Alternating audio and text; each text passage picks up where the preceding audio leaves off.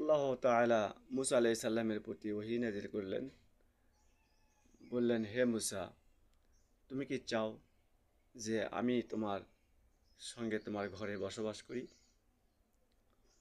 ইহা শুনিবার পর মুসা আলাইহিস সালাম আল্লাহর উদ্দেশ্যে সেজদায় পড়িয়া গেলেন এবং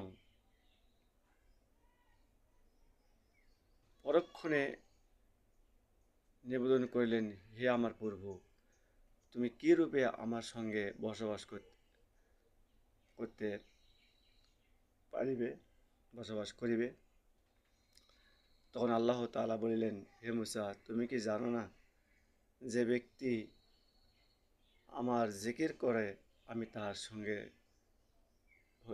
সঙ্গী হই, আর আমার বান্দা যেখানে আমাকে তালাশ করে সেখানেই সে আমাকে পায়। ইহা শাইন ইবনে জারির রাদিয়াল্লাহু আনহু সূত্রে বর্ণনা করেছেন। তো এখানে স্পষ্ট কথা যে ঘরে আল্লাহর জিকির হয় সেই ঘরেও আল্লাহ থাকেন। যে ব্যক্তি জিকির করে তার সঙ্গে আল্লাহ আছেন।